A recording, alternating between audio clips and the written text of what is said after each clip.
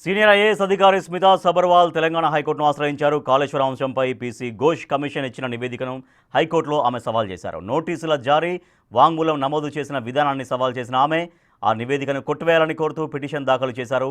ఈ నివేదిక ఆధారంగా తనపై తదుపరి చర్యలు చేపట్టకుండా మధ్యంతర ఉత్తర్వులు ఇవ్వాలని కోరారు. ప్రస్తుతం ఈ పిటిషన్ రిజిస్ట్రీ పరిశీలన పూర్తయి లిస్ట్ అయిన తర్వాత విచారణకు వచ్చే అవకాశం ఉంది. ఇప్పటికే ఈ వ్యవహారంలో ప్రభుత్వ మాజీ ప్రధాన కార్యదర్శి, నీటిపారుదల శాఖ మాజీ ముఖ్య కార్యదర్శి ఎస్కే జోషి హైకోర్టును ఆశ్రయించగా ఆయనకు ఇటీవల ఊరట లభించింది. కమిషన్ నివేదిక సిఫార్సుల ఆధారంగా ఆయనపై ఎలాంటి చర్యలు తీసుకోరాదంటూ హైకోర్టు మధ్యంతర ఉత్తర్వులు ఇచ్చింది. ఈ నేపథ్యంలో తాజాగా స్మితా సబర్వాల్ సైతం ఉన్నత న్యాయస్థానాన్ని ఆశ్రయించారు.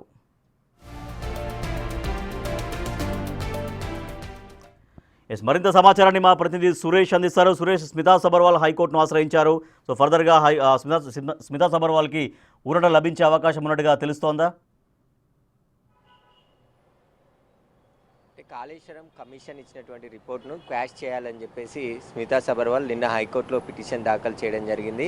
కాళేశ్వరం ప్రాజెక్టుకి తనకు ఎలాంటి సంబంధం లేదు, కేవలం సీఎం స్పెషల్ సెక్రటరీగా పనిచేశాను కాబట్టి బ్యారేజీలు తిరిగి అక్కడ ఉన్నటువంటి సమాచారం చేరవేశాను తప్ప దాన్ని పరిగణలోకి తీసుకొని మొత్తం నేనే కారణం అని చెప్పేసి కూడా నివేదికలో పేర్కొనడం జరిగింది. దానికి ఏదైతే మేడిగడ్డ, సుందిల్లా బ్యారేజీలకు సంబంధించిన అనుమతుల ఫైల్లో కదలడానికి కీలకంగా వివరించానని చెప్పేసి కూడా కాళేశ్వరం కమిషన్ రిపోర్టు నివేదికలో పేర్కొంది. అదంతా కూడా తప్పు అని చెప్పేసి కూడా ఆమె పేర్కొనడం జరిగింది.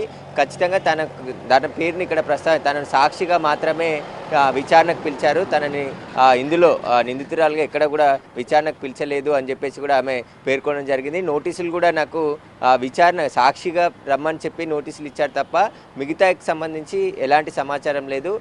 ఇంకా ఈ తనకు సంబంధించిన వ్యతిరేకంగా వాగ్మూలాలు ఇచ్చినటువంటి వారికి విచారించకుండానే నన్ను మొత్తం ప్రాజెక్టులో అవినీతి జరగడానికి కారణం నేనే అని ఎలా చెప్తారని చెప్పేసి కూడా ఆమె పిటిషన్లో పేర్కొనడం జరిగింది. కాబట్టి దీంట్లో మొత్తం క్యాష్ చేయాలి పిటిషన్ అని చెప్పేసి కూడా ఆమె కోరింది. కాబట్టి 2-3 రోజుల తర్వాత ఆమె పిటిషన్ విచారణకు వచ్చే అవకాశం ఉంది.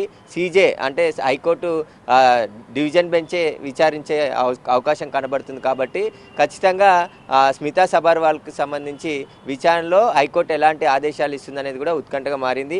ఇప్పటికే గతంలో కేసీఆర్, హరీష్ రావు కూడా పిటిషన్లు దాఖలు చేయడం జరిగింది. దానికి సంబంధించి ఇంకా విచారణ పెండింగ్లో ఉంది. కాబట్టి సిబిఐకి కూడా ప్రభుత్వం ఈ కేసుని కాళేశ్వరం రిపోర్ట్ ఆధారంగా కేసుని ఇచ్చేసి అక్కడ దర్యాప్తు చేయాలని చెప్పేసి కూడా నిర్ణయం ఇప్పటికే తీసుకుంది. ఆ లెటర్ కూడా రాసింది. కాబట్టి త్వరలో సిబిఐ కేసు నమోదు చేసి దర్యాప్తు చేసి తనను విచారణకు పిలిస్తే తన పరువుకు భంగం కలిగే విధంగా ఉంటుంది. కాబట్టి తన ప్రతిష్టకు భంగం కలిగే విధంగా ఉంది.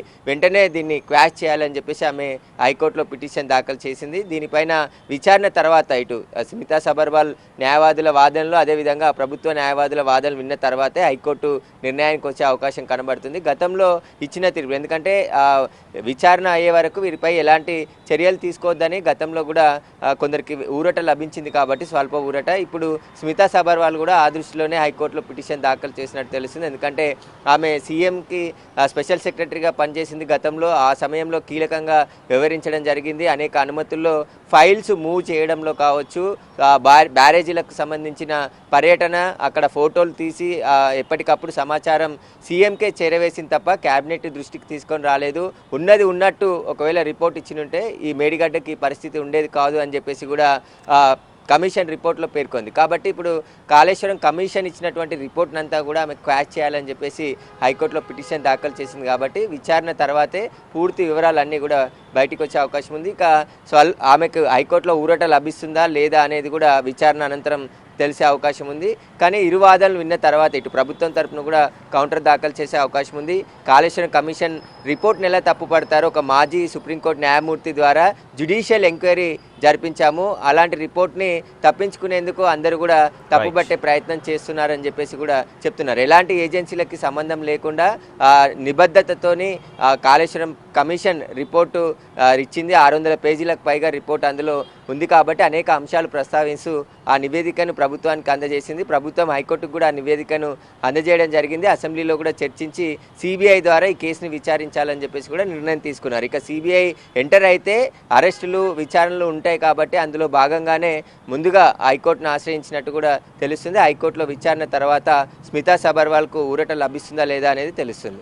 Right, thank you Suresh. BRS ప్రభుత్వ హయాంలో సీఎం స్పెషల్ సెక్రటరీగా పనిచేసిన సీనియర్ ఐఏఎస్ అధికారిని స్మితా సబర్వాల్ హైకోర్టును ఆశ్రయించారు. కాళేశ్వరం కమిషన్ రిపోర్ట్లో అంటే పీసీ ఘోష్ కమిషన్ ఇచ్చిన రిపోర్ట్లో తన పేరు తొలగించాలంటూ దాన్ని క్వాష్ చేయాలంటూ హైకోర్టును ఆశ్రయించారు స్మితా సబర్వాల్. 2-3 రోజుల తర్వాత స్మితా సబర్వాల్ దాఖలు చేసిన పిటిషన్ విచారణకు వచ్చే అవకాశం ఉంది.